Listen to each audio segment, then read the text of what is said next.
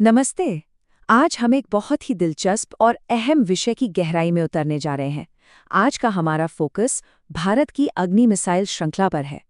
हम सिर्फ इसके इतिहास की बात नहीं करेंगे, बल्कि उस अद्भुत इंजीनियरिंग और तकनीक को डिकोड करेंगे जिसने इसे मुमकिन बनाया है।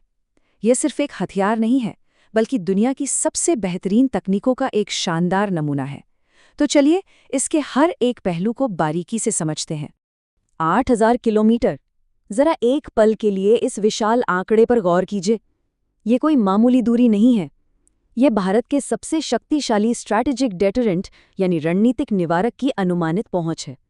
एक ऐसी पहुंच जो दुनिया के किसी भी कोने में बैठे विश्लेषक को सोचने पर मजबूर कर देती है और भू राजनीतिक समीकरणों को सीधे तौर पर प्रभावित करती है। तो आज की इस चर्चा में हम क्या क्या कवर करने वाले हैं? सबसे पहले हम इस पूरे मिसाइल आर्सेनल का ब्रेकडाउन करेंगे, फिर इसके पीछे के प्रमुख तकनीकी इनोवेशन को समझेंगे। इसके बाद हाल ही में चर्चा में रहे मिशन दिव्यास्त्र और MRV तकनीक पर बात होगी। फिर हम इसकी रणनीतिक अहमियत यानी स्ट्रैटेजिक डेटरेंस को डिकोड करेंगे और अंत में देखेंगे कि भविष्य में अग्नि 6 से क्या उम्मीदें हैं। चलिए शुरुआत करते हैं मीडियम रेंज से इंटरकॉन्टिनेंटल तक के इस रोमांचक सफर की। एक बात तो तय है कि कोई भी ग्लोबल डिफेंस सिस्टम रातों रात नहीं बनता। ये एक एक सोचे समझे कदम का नतीजा होता है। अगर हम इस पूरे इवोल्यूशन को देखें तो एक साफ प्रोग्रेशन नजर आता है।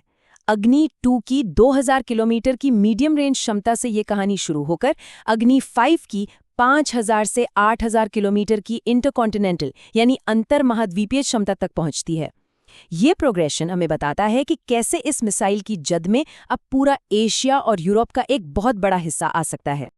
अब पुराने मॉडल्स ने तो एक मजबूत बेस तैयार कर दिया, लेकिन अग्नि प्राइम या अग्नि P इस गेम को एक अलग ही लेवल पर ले जा रहा है। ये नई जनरेशन की एडवांस मिसाइल अग्नि 5 और अग्नि 2 को रिप्लेस करेगी।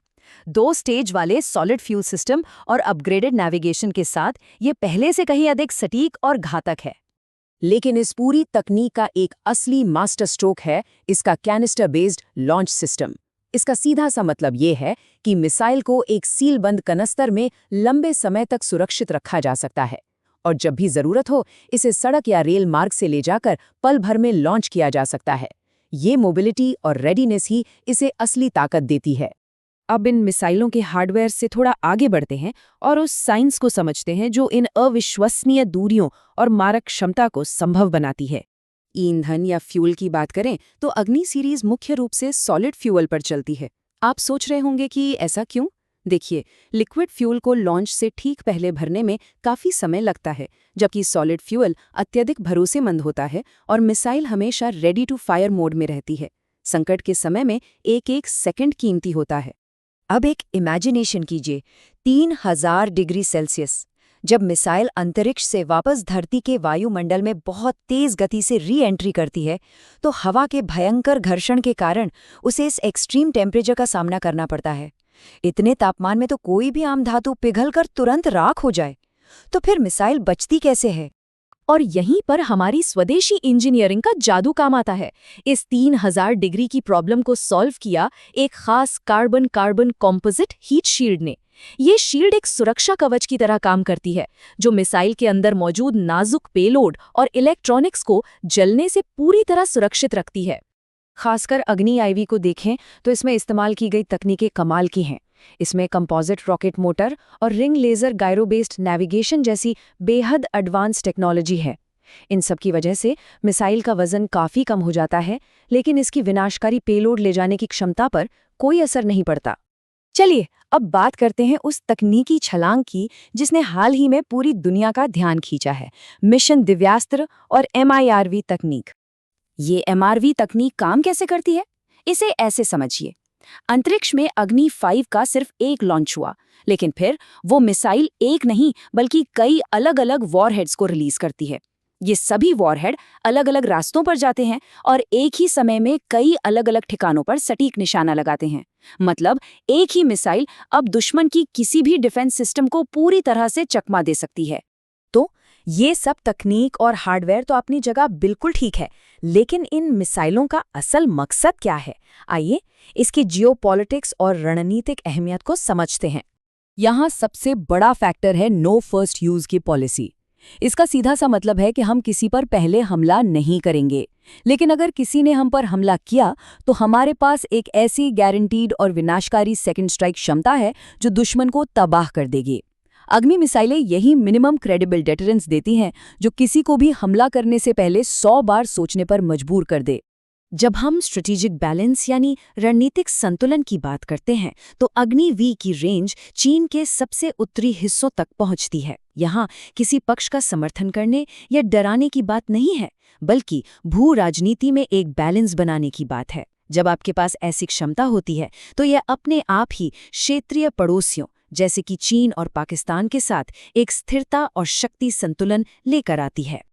और इसी क्षमता ने भारत को दुनिया के एक बेहद खास और ताकतवर ग्रुप में ला खड़ा किया है, ICBM पावर क्लब। इसमें संयुक्त राज्य अमेरिका, रूस, चीन, फ्रांस और UK जैसे देश शामिल हैं। अग्नि प्रोग्राम की इस सफलता के साथ ही भारत इस एक्सक्लूसिव क्लब का हिस्सा बन गया है, जिससे हमारी संप्रभुता और ग्लोबल स्टैंडिंग और भी मजबूत हुई है। अब एक बड़ा सवाल ये है कि आगे क्या? डिफेंस एक्सपर्ट्स की नज़रें अब इस सीरीज की अगली कड़ी पर टिकी है। हम बात कर रहे हैं अग्नि VI की। अनुमान है कि यह एक फुल फ्लेज्ड ICBM होगी जिसकी रेंज 8000 से 10,000 किलोमीटर तक हो सकती है। इसमें कहीं ज़्यादा एडवांस्ड MRV क्षमताएं होंगी और सबसे बड़ा गेम चेंजर ये हो सकता है कि इसके पनडुब्बियों से दागे जा सकने वाले सबमरीन लॉन्च वेरिएंट्स भी बनाए जा सकते हैं, जिससे समुद्र की गहराइयों से भी एक अचूक सुरक्षा घिरा तैयार होगा। इन सारे आधुनिक चमत्कारों के पीछे एक महान विजनरी की सोच है। ये डॉक्टर APJ अब्दुल कलाम के उस आत्मनिर्भर भारत के सपने को साकार करने जैसा है जो उन्होंने स्वदेशी तकनीक के जरिए देखा था। ये हमारी अपनी इंजीनियरिंग और हमारे देश के वैज्ञानिकों के दिन रात के अथक परिश्रम की जीत है। सॉफ्ट पावर से स्मार्ट पावर की ओर एक बदलाव, ये बात बिल्कुल सटीक बैठती है। ये सिर्फ हथियारों की दौड़ नहीं है। आज के इस अस्थिर दुनिया में अग्नि सीरीज एक ऐसी सिक्योरिटी शील्ड है जो ये सुनिश्चित करती है कि शांति बनी रहे और देश किसी भी बाहरी खतरे से सुरक्षित रहे। जाते जाते आपके लिए एक विचार छोड़कर जाना चाहूँगा। ज़रा सोचिए, अगर एक ICBM की सबसे बड़ी कामयाबी इसी बात में है कि उसे वास्तव में कभी फायर ही ना करना पड़े, तो आने वाले दशकों में इस स्मार्ट पावर की परिभाषा कैसे बदलेगी? ये एक ऐसा दिलचस्प विरोधाभास है जिस पर विचार करना हम सबके लिए ज़रूरी है। आज के इस डीप डाइव में बस इतना ही। उम्मीद है आपको काफ़ी कुछ नया जानने को मिला होगा।